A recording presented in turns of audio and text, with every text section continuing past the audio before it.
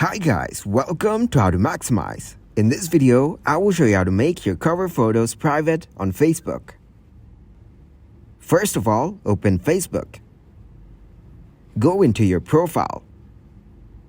Click on Cover Photo. Then click to upload the cover. Select a photo to upload as cover. Drag to move the cover, then click to save it.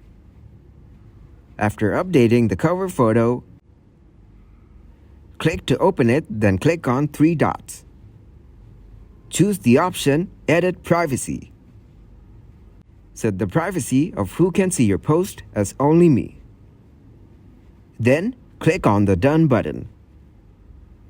You can set the same privacy for all the covers you have uploaded. To make it private, go into Edit Privacy, then choose Only Me option from it.